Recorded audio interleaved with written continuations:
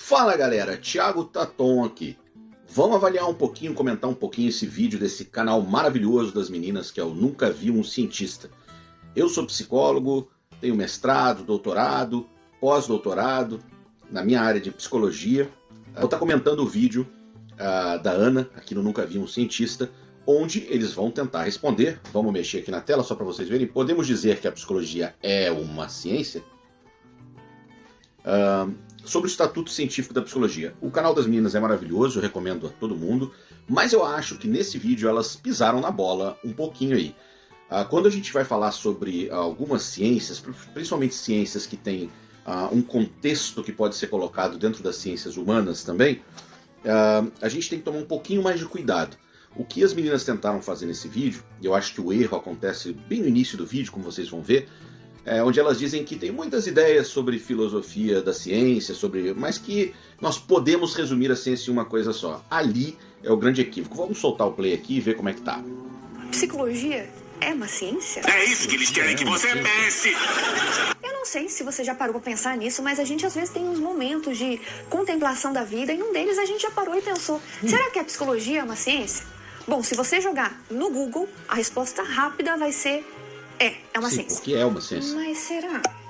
É uma ciência. Para responder a essa pergunta direito, a gente precisa entender o que é ciência. E se você segue a gente há mais tempo, você já deve saber, mas não custa nada relembrar e também explicar para quem tá chegando agora. Então, meus amores, bora lá. Então aí que vai vir o problema. Existem várias correntes filosóficas que definem o que é ciência, mas a gente não precisa entrar neste mérito. A gente pode A gente não precisa entrar nesse mérito. Olha, isso é um equívoco e um risco muito grande. E eu acho que esse que foi o erro das meninas, principalmente se tratando da psicologia. Eu acho que se a gente estivesse falando de, por exemplo, engenharia, ou por exemplo, resistência de materiais, sobre como construir um muro com determinados materiais, ficaria mais fácil dela seguir a linha de raciocínio que ela está usando aqui. Enfim, se você for trabalhar com algumas ciências, esse modelo que elas trazem aqui para responder essa pergunta, ele é sensacional. Mas a ciência da psicologia, inclusive em sua fundação, ela admite uma noção e um entendimento de ciência para muito além dos 3 pontos que elas vão trazer aqui como pilares da ciência, que são a falsibilidade, a replicabilidade e a generalização.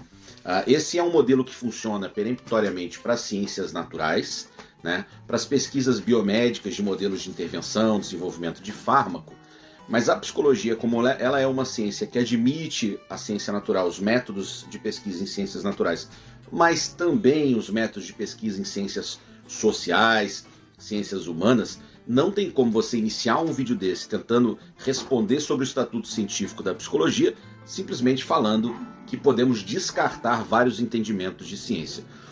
Isso é um problema que se dá logo antes do primeiro minuto de vídeo, infelizmente, Vamos lá, vocês vão ver. Só uma abordagem muito mais prática para definir a ciência por alguns pilares. Pois é bem, pilares da ciência.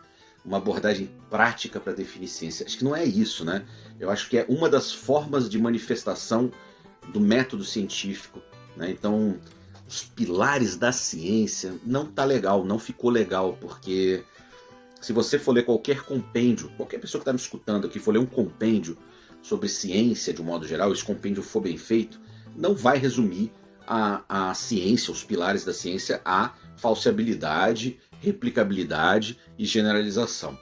Seria como pegar toda a sociologia, a antropologia e jogar no lixo. O que não faz de fato nenhum sentido, porque as ciências sociais humanas também têm métodos, também o pensamento crítico está lá, o pensamento cético está lá, de outra forma o controle de variáveis também está lá. Então, eu acho bastante irresponsável resumir ciência, ainda que para fazer um vídeo curto, um vídeo informativo, não é para ser uma tese de doutorado, mas vocês têm um alcance muito grande, então não dá para ser irresponsável nesse ponto. O primeiro deles é a falseabilidade. Bom, isso significa que as hipóteses e teorias científicas precisam poder ser postas à prova. Por exemplo, se eu digo que tem bonequinhos dentro da minha cabeça que controlam Como definido pelo dicionário, a psicologia é uma ciência que tem como objeto de estudo os estados e os processos mentais, o comportamento do ser humano e suas interações com o ambiente físico e social. Daí é que começa o Xadu. A figura mais popular quando se fala de psicologia até hoje é o Freud. E ele... depois ela define ciência, acho que no meu entendimento erroneamente, de definir toda a ciência naqueles 3 pontos.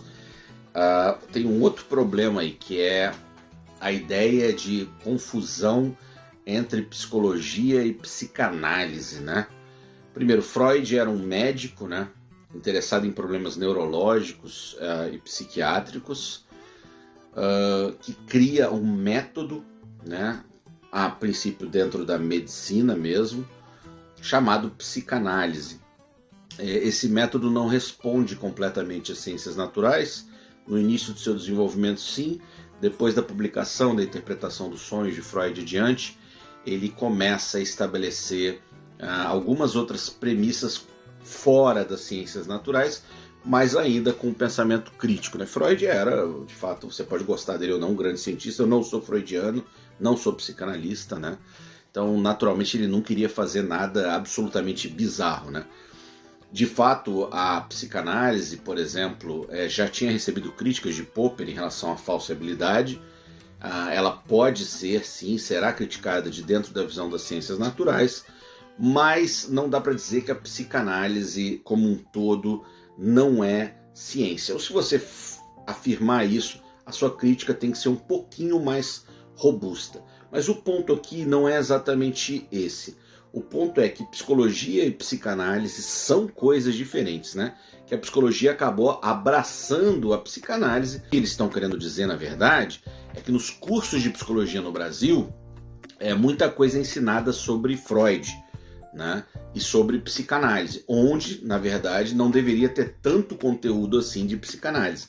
Como muitos professores se tornaram psicanalistas, principalmente porque a psicanálise cresceu muito, década de 60, 70, aqui no Brasil, muitos professores acabaram se tornando psicanalistas e acabam ensinando psicanálise na faculdade, que é a faculdade de psicologia. Nisso, elas têm razão nesse vídeo, mas a psicologia não é psicanálise. Bom, então esse é um problema da psicologia brasileira em termos de metodologia de didática, de ensino, de atualização de currículos, tá bom? Elas vão trazer o pai da psicologia mesmo, o Wundt, né? Vamos ver elas trazendo. Quem é considerado hoje o pai da psicologia é um moço simpático chamado Wundt. O editor, bota aí na tela o nome dele. Ele foi o primeiro a falar sobre psicologia experimental. E olha só que bonito. Esse o Wundt partiu do princípio do paralelismo psicofísico. Ou seja, do pensamento de que todo evento mental tem um evento físico correspondente. Isso nega a ideia de uma mente solta, de uma mente metafísica. Daí foi possível passar a usar os métodos... Sim, porque Wundt não era Freud. Então ele trabalhava dentro de uma perspectiva de métodos naturais.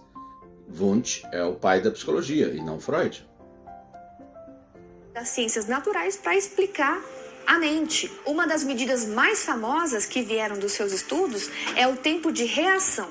Ele acreditava que, ao apresentar estímulos diferentes aos participantes da pesquisa e pedir para eles responder esses estímulos, quanto mais tempo demorasse para a resposta acontecer, mais processos mentais estariam envolvidos no processo. Então, ela vai elogiar Wundt, critica Freud, elogia Wundt por essa espécie de matematização, adequação ao método das ciências naturais, no pensamento de Wundt. Só que ela esqueceu de dizer que o mesmo Wundt publicou, se não me engano, 8 tomos do que ele vai chamar, eu não sei falar alemão, então me perdoe, de uma Völkerpsychologie, a psicologia dos povos, reconhecendo que parte integral da psicologia não conseguia ser respondida adequadamente pelas ciências naturais. Né? Então ele vai falar sobre cultura, funções mentais superiores, religião, nesses 8 tomos que fazem parte de toda a sua psicologia. Então, vamos dizer assim, uma das pessoas realmente mais sábias que surgiu na psicologia até hoje, que foi o professor Wundt, reconheceu em sua base, e ele vem no esteio de grandes discussões da psicologia como Christian Wolff e outras do veto kantiano à psicologia. Então ele sabia do que ele estava falando, e Gustav Theodor Fechner, por exemplo, também, que matematizou S é igual a K log R.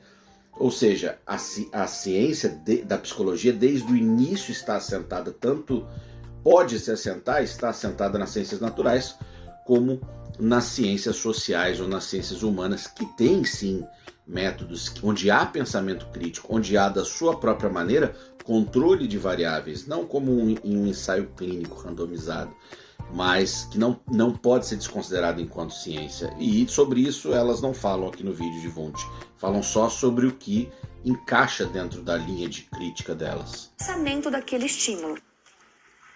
Uma piada com desenho. O lobo occipital, que ele fica aqui, ó, bem atrás da cabeça, acima da nuca, ele tem sabe? Esse fetiche ele é ativado quando a gente tá vendo coisas. Ou seja, a gente com os olhos abertos. Tem um fetiche com essas coisas de neurociências, marcadores inflamatórios. Parece que quando responde a esse modelo, parece que é mais ciência do que as ciências naturais ou humanas. E isso é um pouco tacanho, assim, isso é um pouco uma ideia que a gente vai chamar de cientificista, de uma maneira crítica, de achar que porque responde a um modelo de ciências naturais é necessariamente melhor ou mais elevado do que uma etnometodologia ou um método qualitativo que é muitas vezes extremamente complexo e não responde, como, por exemplo, pesquisação, ground theory, o próprio método fenomenológico e várias outras abordagens que nós podemos sim, dentro de certas premissas e de um entendimento um pouco mais abrangente de ciência, de chamar sim de ciência.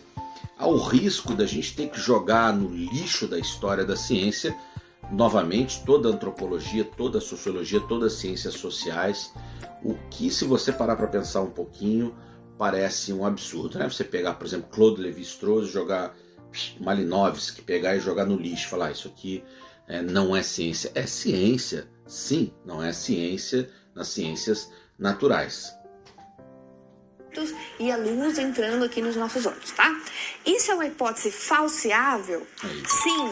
Está dentro dessa lógica de não Porque você pode colocar as pessoas em um desses equipamentos e verificar a atividade do cérebro e monitorar. Os cientistas não viveram a época das tecnologias para observar o cérebro, que eles diziam ser uma caixa preta e desenvolveram seus próprios meios de estudar o comportamento humano. Vai elogiar o Skinner. São de injustiças, comportamentalismo. Mas isso daí são temas para outros vídeos. Bom, em paralelo com esse ramo de desenvolvimento da psicobiologia, aconteceu um outro movimento que foi iniciado pelo Pavlov e complementado pelo Skinner. Esses dois cientistas não viveram a época das tecnologias para observar o cérebro, que eles diziam ser uma caixa preta e desenvolveram seus próprios meios de estudar o comportamento humano. Do trabalho, por exemplo, do Skinner, nasce o behaviorismo radical e a escola conhecida como análise do comportamento. Essa teoria postula que a ocorrência dos comportamentos é determinada pelas suas consequências. Bom, aqui basicamente ela vai defender que a escola dos fisiologistas russos, Pavlov, Besterev, Sechenov, e de Skinner e da análise do comportamento, tá ruim aqui minha localização. Ela vai defender que isso é válido. Não, isso aí é ciência porque responde muito mais às ciências naturais e que a psicanálise não é ciência. De novo, uma compreensão fatiada da ciência da psicologia. E olha que a gente não está nem falando aqui da psicologia social, que é todo um outro campo científico, né, que responde a outra lógica epistemológica, mas que também é ciência, né? Então, esse vídeo devia se chamar Psicoterapias são ciência, ou a psicologia é uma ciência natural, né? E seria um título mais adequado a esse vídeo. Calma que eu explico um exemplo, ele vai melhorar tudo. Tá, se um bebê aponta para um copo d'água, sim, já bem estabelecidos para algumas coisas, como por exemplo o protocolo de dessensibilização para fobias específicas. Mas isso também é um caso bastante específico e relativamente incomum.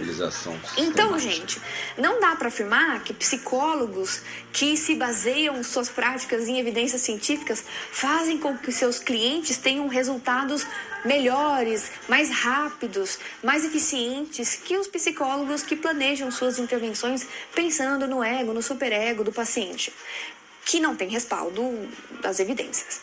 Aí você pode me falar: ué, Ana, então você tá me dizendo... Também não dá pra dizer, parece que eu tô defendendo a psicanálise aqui, mas eu não sou psicanalista nem freudiano. Mas não dá para afirmar isso sem mostrar estudos de eficácia e efetividade. Tudo bem que a gente não está entrando em mecanismos causais, mas existem muitos estudos, existem muitas revisões e estudos mostrando sim eficácia e efetividade de modelos psicodinâmicos. Acho que esses estudos, de um modo geral, são metodologicamente não muito consistentes, faltam grupos controle, aqui eu estou falando de ciência natural, tá? Faltam grupos controles adequados, mas tem que tomar um certo cuidado em falar que essas psicodinâmicas não funcionam, ou que é uma discussão diferente, né? Não tem a ver com o id, ego, superego, com a existência dessas entidades, uma discussão ontológica, mas tem a ver com essa pesquisa sobre eficácia, e essas pesquisas existem sim, inclusive comparando com análise do comportamento, comparando com outros métodos de intervenção, né? Bom, basicamente ela vai concluir falando que você faz o que você quiser, né? Que se você quiser ir no psicanalista, vai, se você quiser ir no analista do comportamento, vai.